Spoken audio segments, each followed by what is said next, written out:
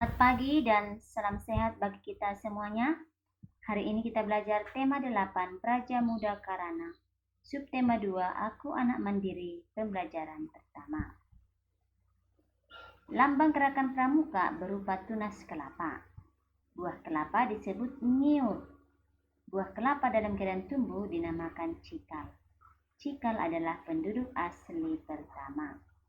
Pramuka menggunakan pohon kelapa sebagai lambang karena banyak manfaatnya.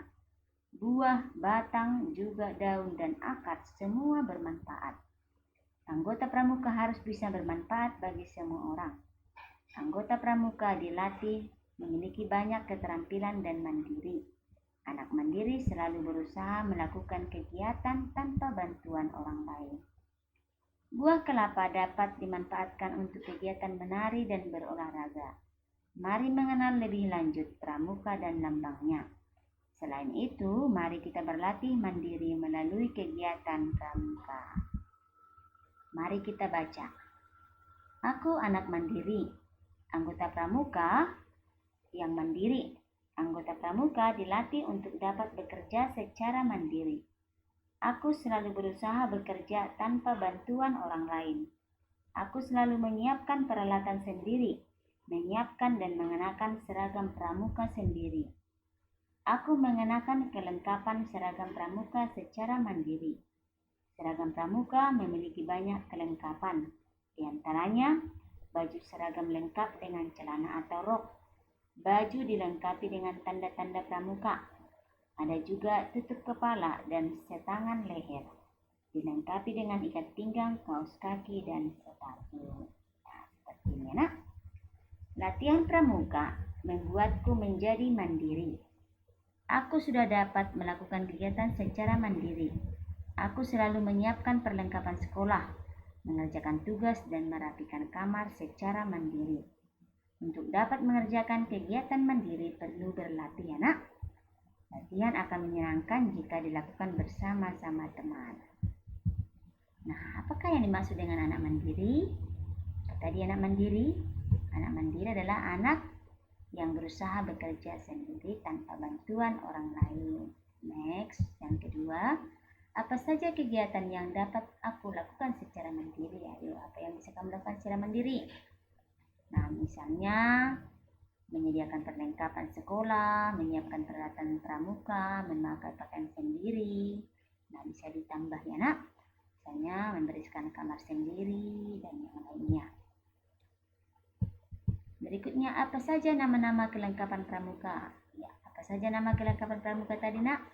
Ada baju atasan, baju rok, dan celana, tutup kepala, setangan leher, ikat pinggang, kaos kaki, sepatu, dan tanda pengenal.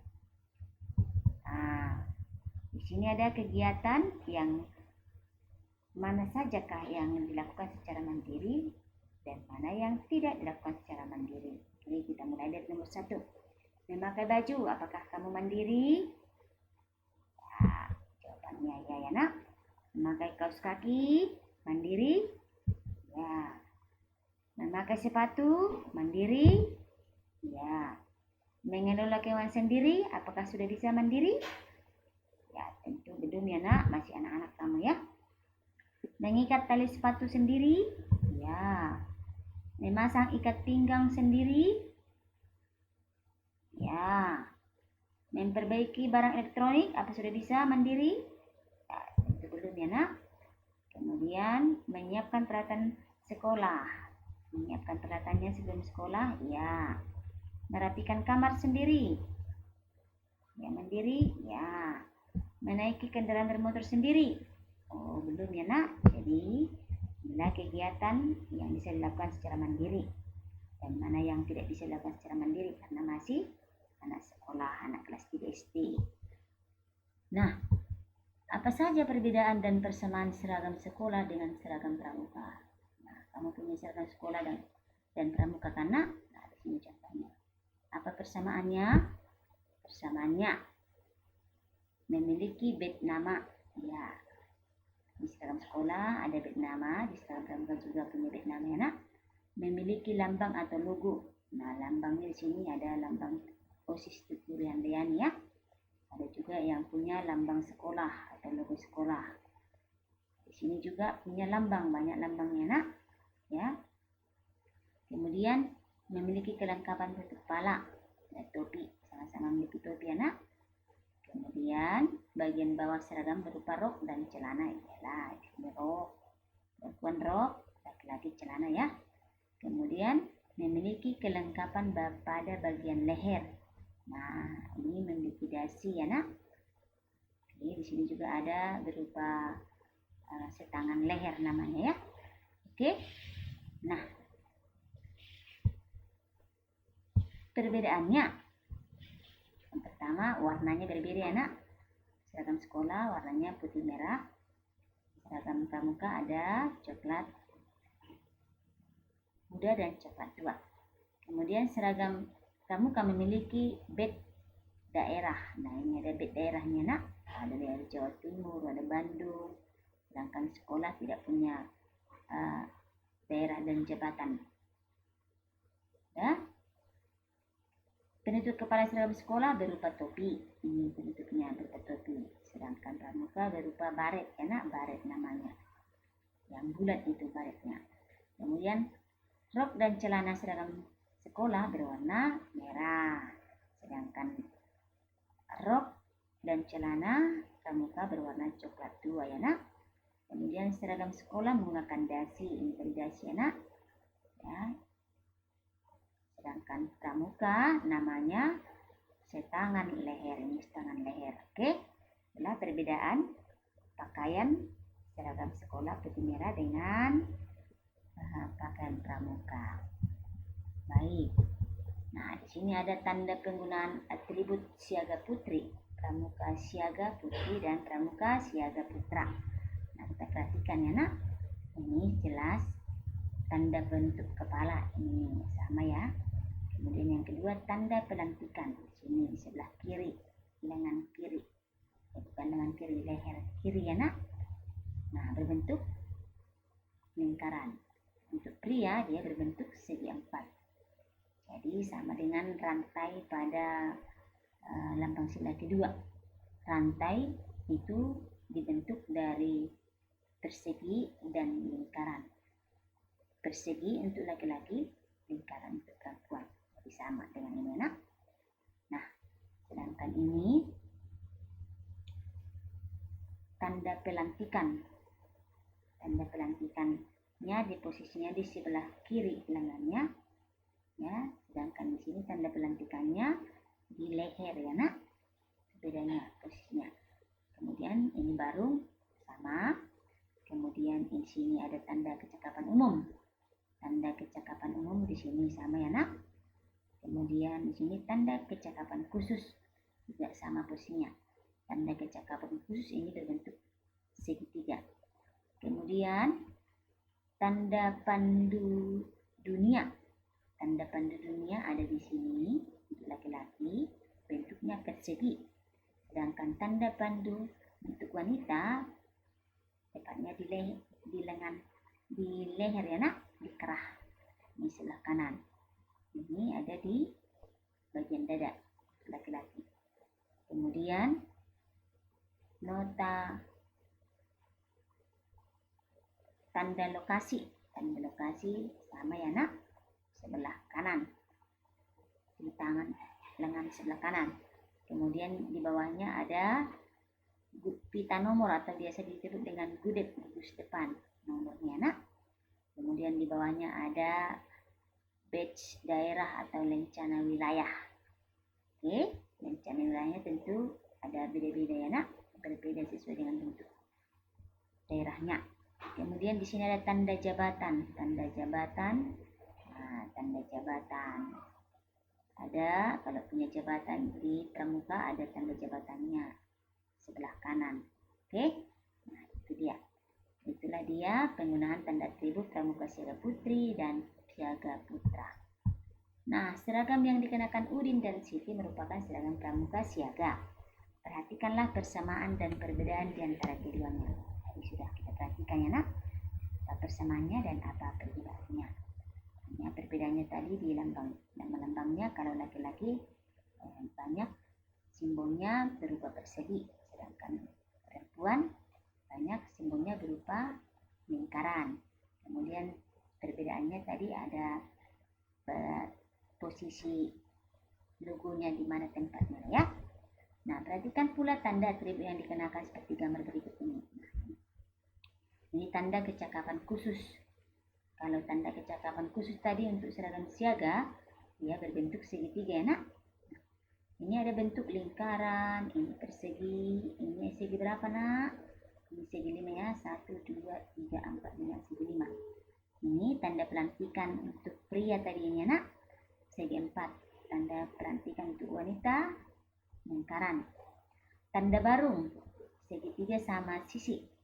Nah, warnanya boleh sesuai dengan kesepakatan kelompok. Kemudian tanda kecakapan khusus. Nah, tanda kecakapan khusus. Bukan tanda. Lambang pandu dunia. Lambang pandu dunia untuk laki-laki tadi persegi seperti ini. Untuk perempuan lingkaran. Kemudian ini tanda jabatan. Ada persegi panjang 3. Ada persegi panjang 2, ada persegi panjang 1. Kemudian ada nomor gugus depan atau nomor apa tadi nak? Ya. Nah, nomor gugus depan ya nak. Kemudian ada papan nama atau bed nama. Oke. Nah, berbentuk persegi panjang. Jadi di sini bisa kita temukan beberapa bentuk bangun datar. Nah, yang manakah bangun datar lingkaran? Oke, 1, 2, 3. Oke. Bangun datar persegi ada 1, 2. Oke. Kemudian segi 5 ada 1. Ini anak. Kemudian segitiga ada berapa? Ada 1, 2. Nah, persegi panjang ada berapa nak? Ini persegi panjang ya nak. 1. Persegi panjang itu yang ininya lebih panjang ya nak. Ininya lebih panjang, ada panjang dan ada lebar. Persegi panjang ada berapa? 1, 2, 3, 4, 5, 6, 7. Oke. Persegi 4 tadi ada 1, 2, ada 3 rupanya nak. 1, 2, 3. Lingkaran 1, 2, 3. Persegi 5 ada 1. Persegi 3 ada 2. Ini dan ini ya. Persegi panjang 1, 2, 3, 4, 5, 6, 7. Jelas ya nak. Dari sini bisa kita temukan beberapa bangun datar. Nah, bangun datar itu lingkaran itu tidak memiliki sudut. Tidak memiliki sudut ini nak. Tidak memiliki sudut.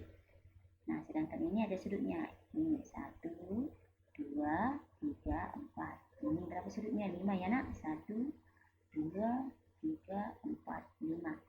Segi 4 ada 4 sudutnya. 1, 2, 3, 4. Lingkaran tidak memiliki sudut ya, karena dia hanya punya satu garis melengkung. Nah, ini segitiga ada 3 sudutnya. 1, 2, 3 dan seterusnya. Oke. Nah, sudah jelas ya bangun datar yang memiliki sudut. Ada bangun datar yang tidak memiliki sudut, yaitu lingkaran. Perhatikan bentuk tanda pramuka tersebut. Bentuk tanda pramuka merupakan bangun datar. Ada lingkaran, segitiga, persegi dan persegi panjang. Persegi 5 tadi anak. Baik. Pohon kelapa dipilih menjadi lambang pramuka karena banyak tadi manfaatnya. Anggota pramuka juga harus bermanfaat. Salah satu bagian kelapa yang dapat dimanfaatkan yaitu tempurung kelapanya. Tempurung kelapa digunakan untuk membuat kerajinan. Bisa untuk kerajinan, bisa juga untuk hiasan, alat permainan dan juga alat menari anak. Nah, di sini tempurung kelapa ini. Tempurung kelapa bisa dijadikan menjadi sebuah prakarya hiasan. Ini bisa digunakan untuk menari, ini bisa digunakan untuk olahraga, ya kan? Olahraga ini anak. Baik. Pernahkah kamu menari tempurung? Coba ikuti kegiatan berikut ini. Siapkan 2 buah tempurung kelapa. Benturkan kedua punggung tempurung kelapa sehingga berbunyi. Nyanyikanlah sesuai petunjuk berikut ini. Ini dengan menggunakan tempurung kelapa ya nak. Nah, gerakan tangan tepuk 1 kali di sebelah kiri dan kanan secara bergantian pada posisi tangan sejajar dengan bahu. Jadi bisa sebelah kiri dan sebelah kanan dengan cara menepukkan punggungnya ya nak. Tepuk 1 kali di sebelah kiri bawah, di sebelah kiri kanan bawah, lalu ke atas kiri, ke atas kanan. Lakukan sambil mengangkat kaki kiri. Nah, lakukan gerakan secara berurut. Lakukan gerakan sebanyak 3 kali. Nah, jadi di bawah, atas, bawah, ya kan? Bawah kiri, bawah kanan, atas kiri, atas kanan. Oke, lakukan secara berurut 3 kali ya nak. Kemudian gerakan kaki dan tangan. 1 langkah ke kiri dan 1 langkah ke kanan. Nah, lakukan gerakan sampai 4 kali. Pada langkah kedua dan keempat, tepukkan tempurung. Oke? Nah, letakkan kaki kanan di depan, tepukkan tempurung 1 kali ke depan. Letakkan kaki kiri ke depan, tepukkanlah tempurung 1 kali ke belakang. Jadi, ikuti petunjuk ya nak. Kamu boleh praktikkan di rumah masing-masing. Nah, sekarang gerakan kepala. Kepala menoleh ke kiri. Tepukkanlah tepungnya ke kanan. Kemudian sebaliknya. Kepala menoleh ke kanan. Tepukkanlah ke sebelah kiri tempurungnya. Cobalah berlatih bersama teman-temanmu atau kakak dan abang di rumah mengikuti gerakan tersebut ya nak. Lakukanlah secara berulang-ulang seperti ini. Nah, jika tidak ada tempurung, boleh juga dilakukan dengan tepuk tangan ya nak. Ikuti petunjuk. Oke, itulah materi kita hari ini. Terima kasih untuk kita semuanya. Thank you all and see you.